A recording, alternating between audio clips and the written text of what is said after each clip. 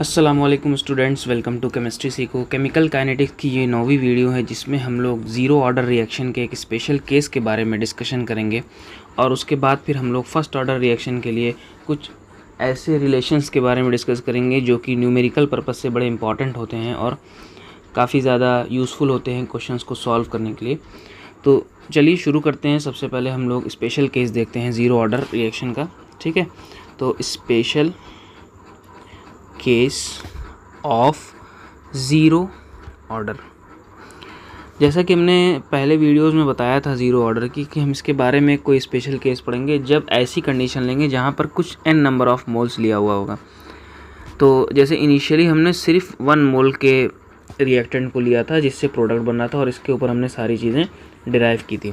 तो अगर हम मान लेते हैं कि अगर n मोल्स हैं तब क्या होंगे, तो अगर n मोल्स ऑफ रिएक्टेंट होगा और ये ज़ीरो ऑर्डर को फॉलो करेगा तो ऐसे केस में हमारे पास जो रेट होगा वो किसके बराबर हो जाएगा, के a⁻0, ठीक है। लेकिन इसका जो इंटीग्रेटेड रेट लॉ होगा वो किसके बराबर होगा, वो होगा -1/n dA/dt, क्योंकि यहाँ पर नंबर ऑफ़ मोल्स को हमको इंक्लूड करना पड़ता है, ठीक। तो इसके बाद फिर हम इसको वही सेम प्रोसेस रिपीट करते हैं, इंटीग्रेशन वगैरह करते हैं तो हमारे पास इक्वेशन आ जाता था। नॉर्मली जब ये वाला सिनेरियो होता था तो हमारे पास जो इक्वेशन आता था वो क्या आता था, a = a0 - kt। मगर इस वाले केस में हमारे पास अगर हम इसको इंटीग्रेशन करते हैं यानी कि dA इंटीग्रेशन करता है, ठीक है, a0 से a तक = -nk dt को करते हैं 0 से लेकर t तक, तो हमारे पास जो एक्सप्रेशन मिलता है वो मिलता है a = a0 - nkt, ठीक है। ये ज़ीरो ऑर्डर काइनेटिक्स के लिए इक्वेशन आ जाता है, ज़ीरो ऑर्डर के लिए इक्वेशन आ जाता है जब n मोल रिएक्टेंट्स हो, when n mole of reactants is take, n mole of reactant is taken, ठीक है। जब n मोल रिएक्टेंट को अगर हम लेते हैं तो हमारे पास यहाँ पर एक और टर्म बढ़ जाता है n, ठीक है। नॉर्मली कैसा होता है, a = a0 - kt, अगर n मोल्स हैं तो a = a0 - nkt, ठीक है। जहाँ पर n क्या चीज़ है, ये जो n है हमारा ये स्टोइकियोमेट्रिक कोएफिशिएंट है, ठीक है। स्टोइकियोमेट्रिक कोएफिशिएंट है भाई, जो नंबर ऑफ़ मोल्स को बताता है, ठीक है।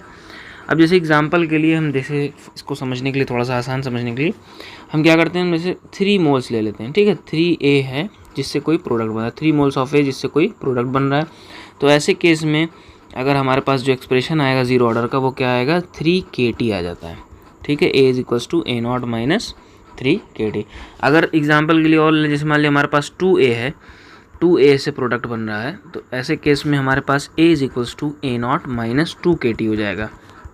तो जितना कोएफिशिएंट होगा या जितना मोल्स होंगे उसी हिसाब से हम लोग इस एक्सप्रेशन को क्या करेंगे, चेंज करते जाएंगे, ठीक है। इससे हाफ लाइफ पर भी इफ़ेक्ट पड़ता है।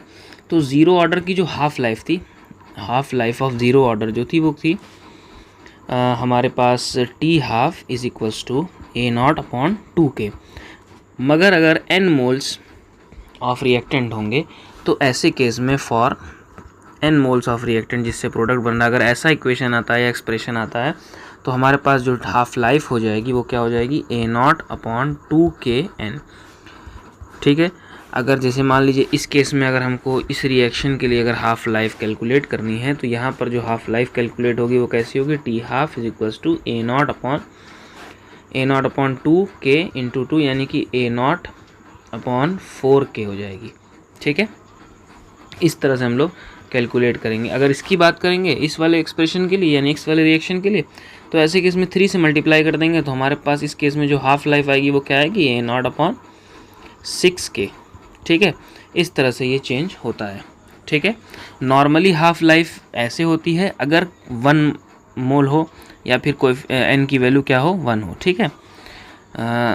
अगर हमारे पास कोई और वैल्यू यानी कोई और मोल ऑफ रिएक्टेंट जैसे 3 है, 2 है, तो वहाँ पर हम उसी तरह से वैल्यूज़ को पुट करके मल्टीप्लाई कर लेते हैं, ठीक। अच्छा, एक और सिनेरियो हो सकता है, राइज हो सकता है कि अगर हमारे पास कोई ऐसा रिएक्शन आया जिसमें 2 रिएक्टेंट्स हो, मिसाल के तौर पे मेरे पास a + nb हो जिससे कोई प्रोडक्ट बन रहा हो, ठीक है।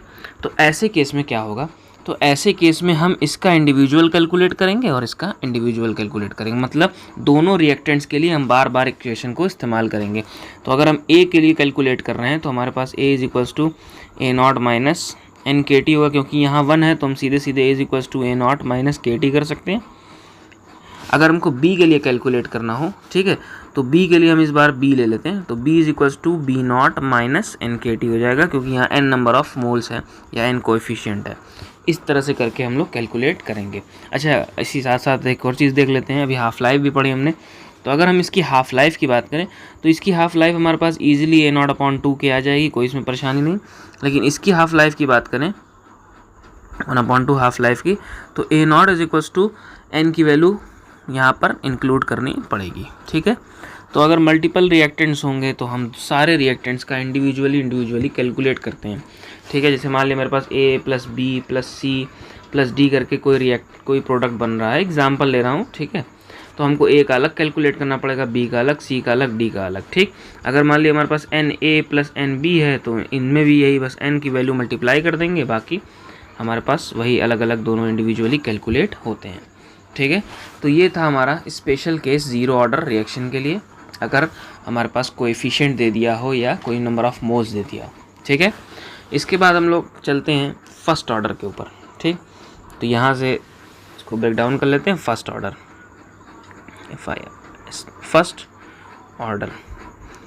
फर्स्ट ऑर्डर में दो इम्पॉर्टेंट चीज़ें हैं। पहला एक रिलेशन है, बड़ा इम्पॉर्टेंट रिलेशन है, जो कि है T75%, यानी 75% कंप्लीशन जो होता है वो हाफ लाइफ का डबल होता है, ठीक है। T50% कह लीजिए, या इसी को हाफ लाइफ भी बोलते हैं।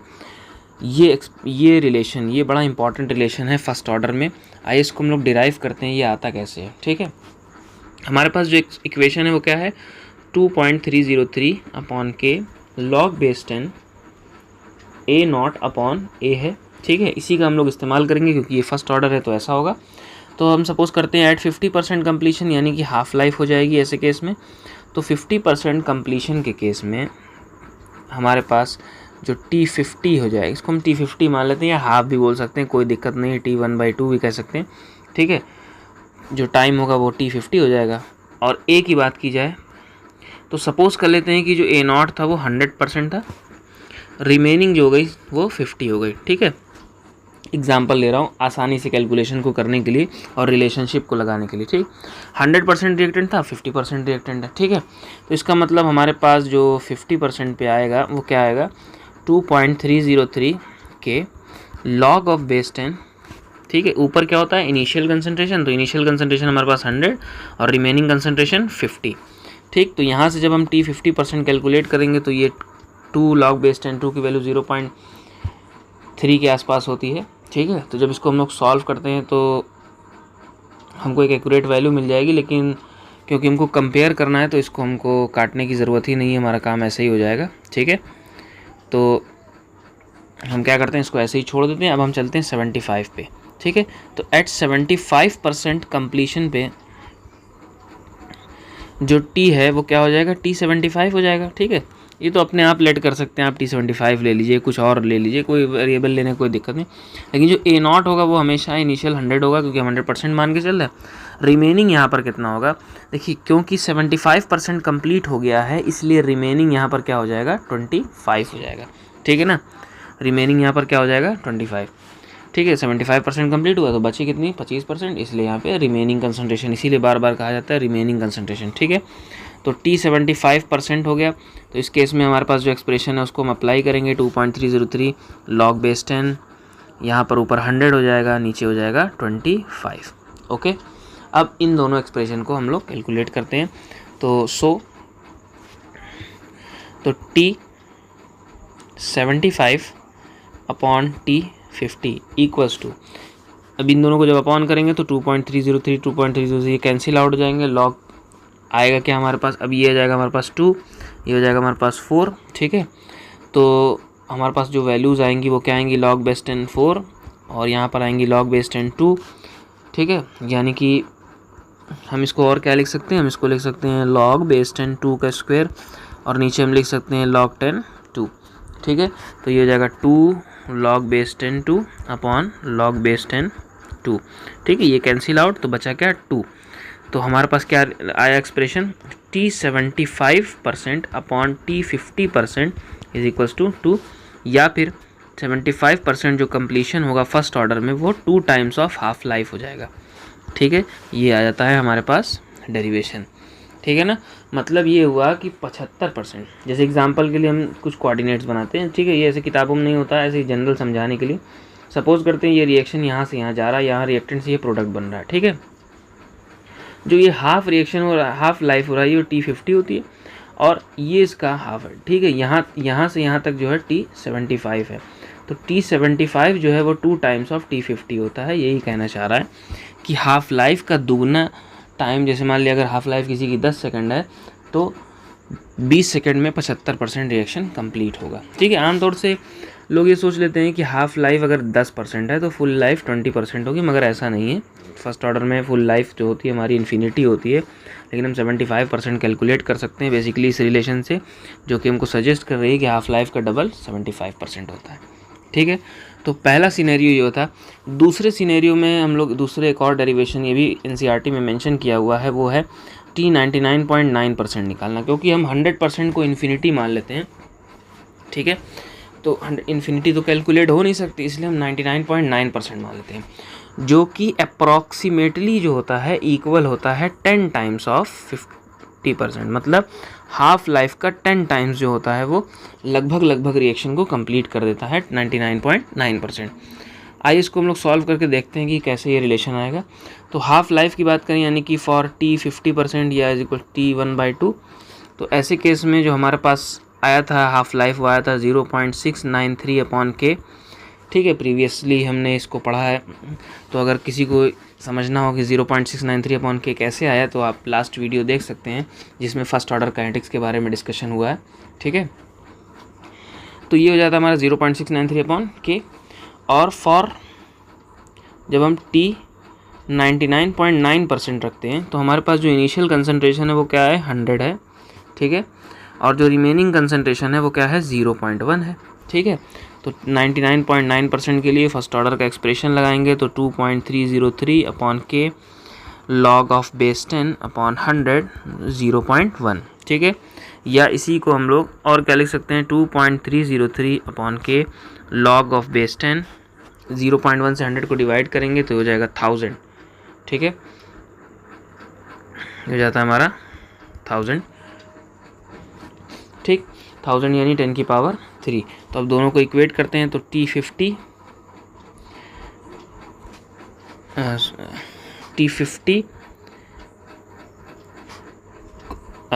T99.9%/50 इक्वल्स टू, ठीक है। दोनों के लिए वैल्यू पुट करते हैं, तो 99% की हमने क्या किया, 2.303K log base 10,000, okay, upon ये क्या हो जाएगा 0.693/K। तो K से K कैंसिल आउट, बचा हुआ एक्सप्रेशन, तो log बेस 10⁻3। तो ये जो log बेस 10,000 होता है इसको हम लिख सकते हैं log बेस 10⁻3। log बेस 10 की वैल्यू 1 होती है, तो ये वैल्यू बराबर हो जाएगी 3 के। तो यहाँ पर हमारे पास क्या आ जाएगा, 2.303 log बेस 10,000 की वैल्यू मल्टीप्लाइड बाई 3 होती है, नीचे 0.693। जब हम इसको सॉल्व करते हैं तो हमको अप्रॉक्सीमेटली जो आंसर मिलता है वो क्या मिलता है, 10 मिलता है, ठीक है। तो इससे हमको क्या पता चला कि जो 99.9% वाला मामला है अपॉन 50 वो किसके बराबर है, 10 के। या इसी चीज़ को हम लिख सकते हैं कि 99.9% is equals to 10 times of half life, ठीक है। तो ये आ जाता है हमारे पास डेरिवेशन, यानी कि जैसे यहाँ पर एक यहाँ से चला यहाँ ख़त्म हो रहा है, तो ये एकदम 99.9% जो होता है ये हाफ लाइफ का 10 टाइम्स हो जाता है, ठीक है। हाफ लाइफ में 10 टाइम्स मल्टीप्लाई किए तो हम उसका 99.9% कैलकुलेट कर सकते हैं कि अप्रॉक्सीमेटली इतनी देर में रिएक्शन ख़त्म होगा, ठीक है, ठीक है। लेकिन वो ख़त्म नहीं हो सकता क्योंकि हमको पता है ना, रिमेनिंग कंसंट्रेशन जब ज़ीरो हो जाएगी तो ऐसे केस में जो फुल लाइफ आती है वो कितनी होती है, इन्फिनिटी हो जाती है। तो हम फुल लाइफ नहीं बल्कि एक स्टेप उसका पीछे 99.9% को आराम से कैलकुलेट कर सकते हैं, और इन रिलेशंस का इस्तेमाल करके हम न्यूमेरिकल प्रॉब्लम्स को सॉल्व कर सकते हैं, ठीक है। तो इस वीडियो में बस इतना ही। उम्मीद है कि वीडियो में सारी बातें समझ में आई होंगी। अगर वीडियो पसंद आया तो लाइक कीजिए और भी स्टूडेंट से शेयर कीजिए।